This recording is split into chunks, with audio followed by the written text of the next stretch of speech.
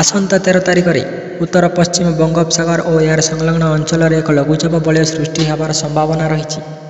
ଏହାର ପ୍ରଭାବରେ ରାଜ୍ୟରେ ମୌସୁମୀ ଅଧିକ ସକ୍ରିୟ ହେବ ଓ ଅଧିକାଂଶ ଜିଲ୍ଲାରେ ବର୍ଷା ହେବ। ମାତ୍ର ଅତି ପ୍ରବଳ ବର୍ଷା ହେବାର ସମ୍ଭାବନା ନାହିଁ। ମୌସୁମୀ ଅଧିକ ସକ୍ରିୟ ହୋଇ ବର୍ଷା ହେବାର ସମ୍ଭାବନା ଥିବାରୁ ଏହାକୁ ଲଘୁଚାପ ଜନିତ ବର୍ଷା ନୁହେଁ ବରଂ ମୌସୁମୀ ବର୍ଷା କୁହାଯିବ ବୋଲି ଆଞ୍ଚଳିକ ପାଣିପାଗ ବିଜ୍ଞାନ କେନ୍ଦ୍ର ପକ୍ଷରୁ କୁହାଯାଇଛି।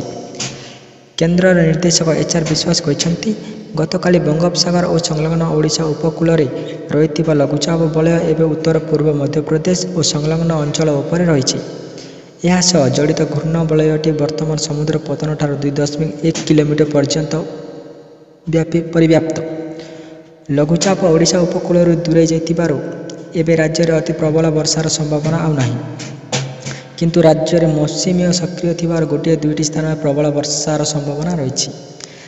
ରାଜ୍ୟର କେତେକ ଅଞ୍ଚଳରେ ସାମାନ୍ୟରୁ ମଧ୍ୟମ ଧରଣର ବର୍ଷା ହେବା ସହ ଦକ୍ଷିଣ ଓଡ଼ିଶାର ଅନେକ ସ୍ଥାନରେ ବର୍ଷା ହେବାର ସମ୍ଭାବନା ରହିଛି।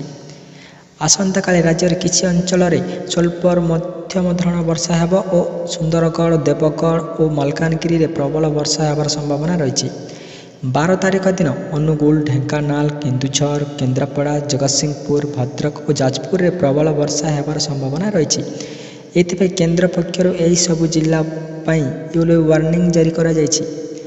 13 ତାରିଖ ଦିନ ଉତ୍ତର ପଶ୍ଚିମ ବଙ୍ଗୋପସାଗର ଓ ଏହାର ସଂଲଗ୍ନ ଅଞ୍ଚଳରେ ଏକ ଲଘୁଚାପ ବଳୟ ସୃଷ୍ଟି ହେବ। ଏହା ଅଧିକ ଶକ୍ତିଶାଳୀ ହେବନି, କିନ୍ତୁ ଏହା ମୌସୁମୀକୁ ଆହୁରି ସକ୍ରିୟ କରିବ। ଏହାର ପ୍ରଭାବରେ ରାଜ୍ୟର ଅନେକ ସ୍ଥାନରେ ବର୍ଷା ହେବା ସହ ଏହାର ପରିମାଣ ବଢ଼ିବ। ସମ୍ବଲପୁର, ଅନୁଗୁଳ, ଝାରସୁଗୁଡ଼ା, ବରଗଡ଼, ଦେବଗଡ଼, ସୁନ୍ଦରଗଡ଼, ମାଲକାନଗିରି, କୋରାପୁଟ ଓ ନବରଙ୍ଗପୁର ଆଦି ଜିଲ୍ଲାରେ 13 ତାରିଖ ଦିନ ପ୍ରବଳ ବର୍ଷିବ। 14 ତାରିଖ ଦିନ ନୂଆପଡ଼ା, ବଲାଙ୍ଗୀର, ସୋନପୁର, ବରଗଡ଼, କଳାହାଣ୍ଡି, ଝାରସୁଗୁଡ଼ା ଏବଂ ସୁନ୍ଦରଗଡ଼ ଆଦି ଜିଲ୍ଲାରେ ପ୍ରବଳ ବର୍ଷା ହେବାର ସମ୍ଭାବନା ରହିଛି। ଏଥିପାଇଁ କେନ୍ଦ୍ର ପକ୍ଷରୁ ଉଭୟ ଦିନ ପାଇଁ ସମ୍ପୃକ୍ତ ଜିଲ୍ଲାଗୁଡ଼ିକ ପାଇଁ ୟେଲୋ ୱାର୍ଣ୍ଣିଂ ଜାରି କରାଯାଇଥିବା ଶ୍ରୀ ବିଶ୍ୱାସ କହିଛନ୍ତି। ଗତ 24 ଘଣ୍ଟା ମଧ୍ୟରେ କେନ୍ଦୁଝର, ଗଜପତି ଓ ଗଞ୍ଜାମରେ ପ୍ରବଳ ବର୍ଷା ହୋଇଯାଇଛି। ଏଥିସହ ରାଜ୍ୟର ଅଧିକାଂଶ ସ୍ଥାନରେ ସାମାନ୍ୟରୁ ମଧ୍ୟମ ଧରଣର ବର୍ଷା ହୋଇଯାଇଛି। ସବୁ ଥାନାରେ ସିସିଟିଭି ଲଗାଇବା ପ୍ରସଙ୍ଗ କେନ୍ଦ୍ରଠାରୁ ରିପୋର୍ଟ ମାଗିଲେ ସୁପ୍ରିମକୋର୍ଟ। ଦେଶର ପ୍ରତ୍ୟେକଟି ଥାନାରେ ସିସିଟିଭି ଲଗାଇବା ଓ ଥାନାକୁ ଆସୁଥିବା ଅଭିଯୁକ୍ତଙ୍କର ବୟାନ ଅଡ଼ିଓ ଭିଡ଼ିଓ ମାଧ୍ୟମରେ ରେକର୍ଡିଂ କରାଯିବା ସମ୍ପର୍କିତ ନିର୍ଦ୍ଦେଶର କାର୍ଯ୍ୟକାରିତା ଉପରେ ସୁପ୍ରିମକୋର୍ଟ କେନ୍ଦ୍ର ସରକାରଙ୍କଠାରୁ ରିପୋର୍ଟ ମାଗିଛନ୍ତି। 2018ରେ ସୁପ୍ରିମକୋର୍ଟ ଦେଇଥିବା ଏହି ନିର୍ଦ୍ଦେଶକୁ କେତେ ଦୂର କାର୍ଯ୍ୟକାରୀ କରାଯାଇଛି ସେ ସମ୍ପର୍କରେ ଅଗ୍ରଗତି ରିପୋର୍ଟ ଆଗାମୀ ସେପ୍ଟେମ୍ବର 7 ତାରିଖରେ ଦେବାକୁ ବିଚାରପତି RF ନରିମାନଙ୍କ ନେତୃତ୍ୱ ସୁପ୍ରିମକୋର୍ଟଙ୍କ ପାଠ ଆଟର୍ଣ୍ଣି ଜେନେରାଲ KK ବେଣୁଗୋପାଳଙ୍କୁ ନିର୍ଦ୍ଦେଶ ଦେଇଛନ୍ତି। ତେବେ ନିର୍ଦ୍ଦେଶ କାର୍ଯ୍ୟକାରିତା ସମ୍ପର୍କିତ ସତ୍ୟପାଠ ସହିତ ଏହି ନିର୍ଦ୍ଦେଶକୁ କାର୍ଯ୍ୟକାରୀ କରିବା ଲାଗି ସୁପ୍ରିମକୋର୍ଟ ଆଟର୍ଣ୍ଣି ଜେନେରାଲ ସହଯୋଗ ଲୋଡ଼ିଛନ୍ତି।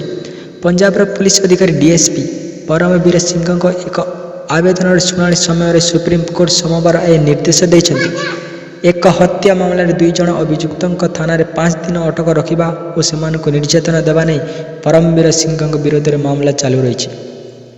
ପରମବୀର ଓ ଅନ୍ୟ 5 ଜଣ ପୁଲିସ କର୍ମଚାରୀଙ୍କ ବିରୋଧରେ ମାମଲା ଚାଲୁ କରିବା ଲାଗି 2016 ନଭେମ୍ବରରେ ପଞ୍ଜାବ ଓ ହରିୟାଣା ହାଇକୋର୍ଟ ନିର୍ଦ୍ଦେଶ ଦେଇଥିଲେ। ଏହି ମାମଲା ଏବେ ସୁପ୍ରିମକୋର୍ଟରେ ପହଞ୍ଚିଛି। ମାମଲାର ଶୁଣାଣି ସମୟରେ ସୁପ୍ରିମକୋର୍ଟ ସମସ୍ୟାର ମୂଳ କାରଣ ଉପରେ ଦୃଷ୍ଟି ପକାଇଛନ୍ତି।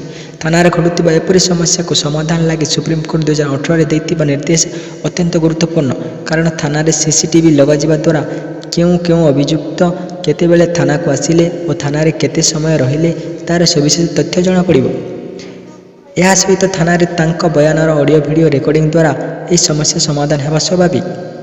ଥାନାଗୁଡ଼ିକରେ ମାନବାଧିକାର ଉଲ୍ଲଂଘନ ଭଳି ଘଟଣାକୁ ରୋକାଯାଇପାରିବ। ତେବେ ସୁପ୍ରିମକୋର୍ଟକୁ ଏପରି ନିର୍ଦ୍ଦେଶ କାର୍ଯ୍ୟକାରୀ କରିବାରେ କେନ୍ଦ୍ର ଓ ରାଜ୍ୟ ସରକାରଗୁଡ଼ିକ ଅବହେଳା କରିଯାଇ ଜଣାଯାଇଛି। ଆଜିର ଶୁଣାଣି ସମୟରେ ସୁପ୍ରିମକୋର୍ଟ କହିଛନ୍ତି ଯେ ପ୍ରତ୍ୟେକ ରାଜ୍ୟ ସରକାର ଓ ପ୍ରତିଶ୍ରୁତିବଦ୍ଧତାକୁ କାର୍ଯ୍ୟକାରୀ ପୂର୍ବକ ଥାନାଗୁଡ଼ିକରେ ସିସିଟିଭି ଫୁଟେଜ୍ ଲଗାଇବା ବ୍ୟବସ୍ଥା କରିବା ଦରକାର। ଏହା ଉପରେ ନିଜର ମତାମତ ଦେବା ଦରକାର।